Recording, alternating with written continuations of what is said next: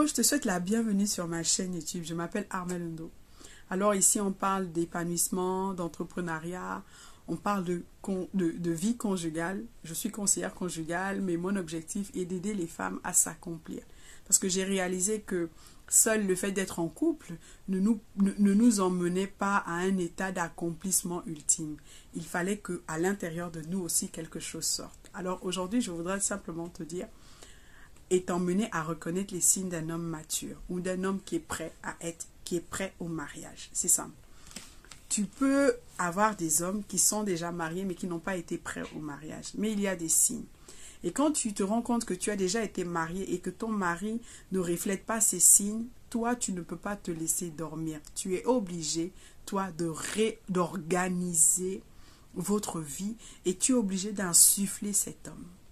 D'abord, et si tu es célibataire, cette vidéo aussi te concerne, alors les signes d'un homme mature, d'un homme prêt au mariage, c'est quoi? La première chose, c'est qu'il travaille. C'est important parce que l'homme est le pourvoyeur. Alors la première chose, c'est qu'il travaille. C'est important. Avant que Dieu n'ait donné à un homme, Dieu n'ait donné une femme à un homme, il lui a d'abord donné le travail. C'est important. Un homme qui travaille, peu importe ce qu'il fait, est un homme responsable. C'est un homme qui sait que il ne peut pas entreprendre une autre charge sans pour autant avoir les moyens de pourvoir. Alors, jeune sœur célibataire, si tu te rends compte que l'homme qui te courtise ne travaille pas encore, incite-le à travailler. Parce que le mariage ne viendra pas... Oui, vous allez rentrer sous l'alliance du mariage, mais le mariage a ses responsabilités. Alors, tu dois l'inciter à travailler.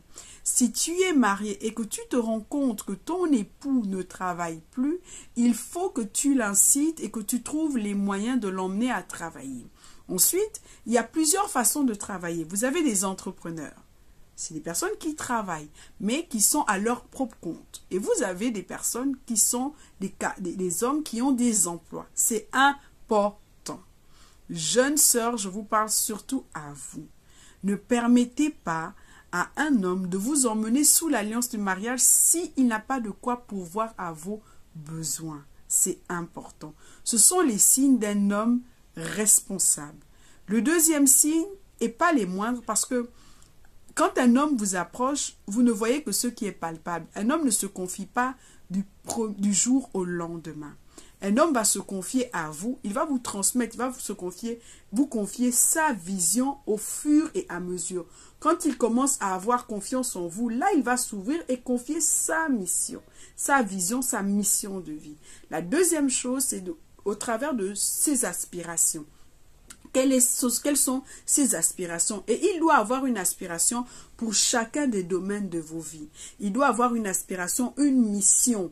Il doit avoir un rêve, un projet, quelque chose que Dieu a suscité dans sa vie. Et attention, ce n'est peut-être pas une aspiration d'homme public, ce n'est peut-être pas une aspiration de pasteur, c'est peut-être pas une aspiration d'homme célèbre. C'est peut-être simplement quelqu'un qui a un appel pour engendrer de futurs grands hommes de la société ou de futures grandes femmes de la société. Donc, il faut savoir discerner. Il ne faut pas prendre des ambitions démesurées ou il ne faut pas aller prendre la casquette d'un autre homme pour vouloir forcément la coller à votre homme. Moi, je connais une jeune sœur qui aujourd'hui, et c'est le fiancé, l'homme en fait, le prétendant qui est venu se plaindre à moi, parce qu'elle ne l'accepte pas tel qu'il est. Elle n'accepte pas le simple fait qu'il ne soit pas un homme connu ou un homme qui a un appel connu ou un homme qui a une mission connue. Tout le monde n'est pas appelé à être un personnage public. Mesdames, ayons ce discernement. Tu peux être grand dans ton couloir, tu peux être grand dans ta mission sans que tu ne sois connu. Ne vous trompez pas. Et même nous, les femmes, nous devons l'accepter. Tout le monde n'a pas la mission et la vocation, l'appel d'être connu. Donc, ça peut être un simple ingénieur, mais qui, par son cœur ou par sa disposition de cœur, remplit des petites missions, remplit des missions de Dieu dans l'anonymat. Je vous en supplie. C'est pas tout ce qui brille qui est or. Tout ce qui importe, c'est qu'il fasse la mission de Dieu. Ce pourquoi Dieu l'a assigné. Ce pourquoi Dieu l'a envoyé sur cette terre. Alors, quand vous réalisez qu'un homme n'a pas de vision, que vous êtes marié, mais vous avez l'impression qu'il n'a pas une vision pour tout, qu'il n'a pas de vision pour les enfants, qu'il n'a pas un regard sur la vie de couple, qu'il n'a pas une vision de entrepreneuriat ou une vision même de position dans ce monde, là vous devez quand même vous réveiller un peu, vous femmes, et puis commencer à dire, ok, comment on trouve la vision? Comment aider mon mari à trouver la vision? C'est une prochaine vidéo que je vais apporter plus tard. Mais aujourd'hui, là, je tenais déjà à te dire, c'est que c'est simple. Tu peux le dévancer, tu peux aller devant Dieu, Jérémie 33, verset 3, et demander à Dieu, Seigneur, à quoi as-tu appelé mon mari? Et même parfois, quand Dieu va te révéler ce à quoi ton mari a été appelé, peut-être ton mari est complètement innocent. Peut-être quand tu viendras lui dire, tu te diras, non, non, non, ce n'est pas mes aspirations. Mais si tu as la conviction que Dieu t'a révélé cela, qu'est-ce que toi tu fais? Tu commences à mettre tout en place, à œuvrer avec le Seigneur. Parfois, je vais vous assurer, quand un homme doit se révéler, parfois c'est son environnement qui doit changer. Parfois ce sont ses habitudes qui doivent changer. Parfois c'est son alimentation qui doit changer. Parfois même, c'est sa géolocalisation qui doit changer pour se révéler. Donc, un homme se révèle de plusieurs manières. Il peut avoir la vision enfouie à l'intérieur de lui. Il ne peut pas encore la traduire. Il peut peut-être la négliger. Par exemple, il va te dire, ok, moi, il faut que je construise une maison. Moi, j'ai besoin d'aller dans tel pays. Parfois, le début de la vision de ce que Dieu a mis se trouve simplement sur le fait que ses yeux vont s'éclairer après avoir construit cette maison. Ne vous attendez pas à des choses hyper extraordinaires. Moi, je vais soulever le monde. Moi, je vais faire des conférences. Non, non, non, non, non. Tous les hommes ne sont pas appelés à ça. Et toi, jeune sœur célibataire, quand un homme n'a pas de vision, quand un homme n'a pas de clarté, quand un homme ne peut pas t'apporter quelque chose de clair, ne cherche pas à entrer en relation avec lui. Dis-lui, il est important qu'un homme ait une vision. Rappelle-lui qu'il est le chef de la famille. Ne viens pas et te dis pas, ok, je vais faire ce que Tata Armel a dit, parce que vous m'appelez toute Tata, je vais faire ce que Tata Armel a dit, je vais susciter. Non, non, non. Tu lui envoies achète-lui tous les livres qui parlent du rôle de l'homme. Et ramène-le et dis-lui, non, tu sais, tu n'as pas été créé seulement pour être mon époux. Avant que moi je ne sois, toi, Dieu t'avait déjà donné la vision. Je ne sais pas pourquoi tu n'as pas encore cette clairvoyance, tu ne sais pas encore où tu vas, mais s'il te plaît, prends du temps, trouve ce pourquoi Dieu t'a créé. Ne rentre pas avec lui en relation comme ça. Moi-même, ce sont des conseils que je te donne aujourd'hui avec beaucoup de recul, beaucoup de sagesse et j'ai eu d'abord beaucoup de coups. Tu comprends? Il y a eu beaucoup de coups. Nous, femmes mariées, parce que Dieu ne fait acception de personne et parce que on ne peut pas abandonner un homme parce que il n'a pas de clairvoyance dans sa vision ou parce qu'il ne sait pas mettre il ne sait pas appeler sa vision ou parce qu'il ne sait pas agencer les choses.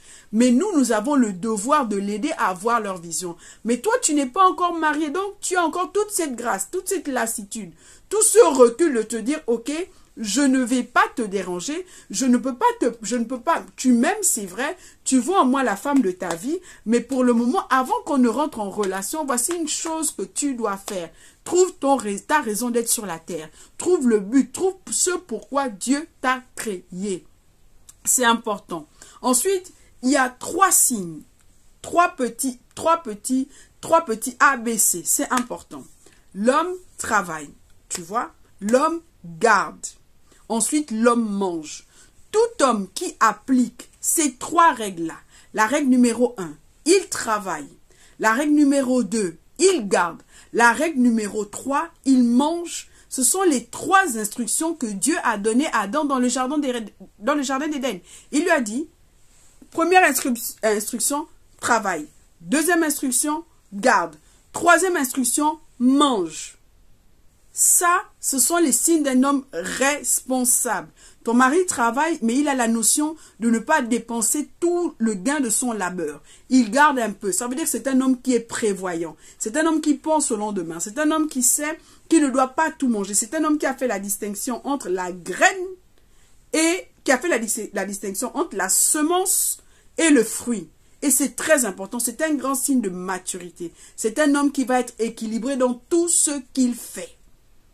Tout ce qu'il fait, il va être équilibré. Et ensuite, il va manger. Donc, c'est un homme qui sait qu'il ne peut pas tout manger. Et surtout pas tout manger tout de suite. Et si toi, tu es célibataire, ne rentre pas en relation avec un homme qui ne sait pas qui n'a pas ces trois principes. Premier principe, il travaille. Deuxième principe, il garde. Troisième principe, il mange. C'est important. Aujourd'hui, les gens rentrent dans la fornication. Les vies sont déviées simplement parce que vous, quand vous rentrez en relation avec des hommes, ils ont travaillé, mais ils n'ont pas eu la notion d'économiser. Normalement, les fiançailles n'existent pas dans la Bible. Les fiançailles, c'est simplement un mouvement humain. Humain, je ne sais pas d'où c'est sorti, c'est un mouvement humain. Quand vous regardez tous les mariages qu'il y a eu dans la Bible, vous n'avez jamais vu que l'homme est venu, il est revenu. Quand il est venu, le mariage a été fait. Pourquoi? Parce que c'est un homme qui s'est dit, je vais d'abord travailler, donc je vais pourvoir, je vais prévenir, je vais garder. Et quand un homme vient voir vos parents, il est censé déjà avoir la somme dans son compte ou prévu pour le mariage. C'est comme ça, beaucoup de personnes se retrouvent dans des histoires compliquées. Il y a des personnes qui ne vivent pas l'abstinence, elles se retrouvent enceintes. Elles se retrouvent à se livrer à cet homme alors qu'elles ne devraient pas se livrer. Simplement pourquoi? Parce que ce n'est pas un homme qui a été mature, ce n'est pas un homme qui a été responsable. Avant de prendre une femme, avant de prétendre vouloir se mettre avec quelqu'un, avant de prétendre aller sous l'alliance du mariage, l'homme doit déjà travailler, garder et ensuite manger. Ce n'est pas manger, travailler et garder. C'est un ordre bien précis et c'est dans la Bible. Donc, il faut faire attention à ça. Ensuite, c'est un homme qui n'est pas sous influence. Vous savez que cet homme est prêt au mariage ou vous savez que votre époux est mature, est libre parce qu'il n'est pas sous influence. Parce que n'oubliez pas, la première fonction de l'homme, une fois qu'il a trouvé sa femme, c'est quitter son père, quitter sa mère. Et comment vous savez qu'il n'est pas sous influence? Il ne dépend pas d'eux pour prendre les décisions. Quand il pense à son avenir, il ne pense pas à eux. Parce que, ok, c'est bien d'avoir la notion des parents, mais nos décisions ne peuvent pas être conditionnées par ne doivent pas être conditionnés par nos parents. Donc, c'est important. C'est un homme qui n'est pas sous influence. Si ton époux est sous influence, fais tout pour faire en sorte qu'il quitte cette influence et qu'il s'installe pleinement avec toi. Émotionnellement, physiquement et spirituellement avec toi. Et toi aussi, quand tu es célibataire, regarde bien. Si tu vois que il te dit, maman, papa, fais attention, quitte. C'est un homme qui est sous influence. Alors, voici quelques signes pour reconnaître qui t'emmènent à reconnaître la maturité d'un homme quand tu es une épouse et qui t'emmène à voir, à déclarer que cet homme est prêt au mariage. Que Dieu te bénisse. Je te dis à la prochaine. Tu peux encore t'inscrire au FP31. L'inscription est valable toute l'année. Tout est fait de façon à ce que quand tu rejoins la formation, tu ne sois pas perdu. Tu as juste un chemin que tu dois suivre. Alors, tu peux encore rejoindre le FP31 si tu veux apprendre à cultiver toutes ces pépites, toutes ces choses, à développer ce leadership, cette nature en toi. Alors, depuis l'Afrique, le bouton ne s'affiche pas sur ma chaîne YouTube. En dessous de cette description, tu trouveras, peu importe ta localisation, que tu sois au Gabon, que tu sois au Congo, que tu sois au Cameroun, en Côte d'Ivoire, au Sénégal, il y a des personnes qui sont là, qui peuvent favoriser directement ton inscription. Alors, tu n'auras pas besoin directement de passer par moi. Tu souscris simplement et tu dis, je veux m'inscrire au FP31. Pour les femmes mariées, parce que j'annonce déjà aux célibataires le grand accompagnement pour les filles célibataires. Si tu es célibataire, cet accompagnement est fait pour toi. Il va bientôt arriver, il sera bientôt disponible. Je cherche juste le moyen de le rendre disponible. Par quel canal nous allons passer pour le rendre disponible. Alors, si tu es marié, si tu veux développer tout ce dont je parle ici et tu es fatigué du statu quo, rejoins le FP31. C'est 24,90 € depuis ma chaîne YouTube et c'est 16 000 francs depuis l'Afrique une fois par mois. Et tu vas apprendre des pépites et des pépites et des pépites. Que Dieu te bénisse. N'hésite pas à t'abonner. N'hésite pas à laisser un commentaire.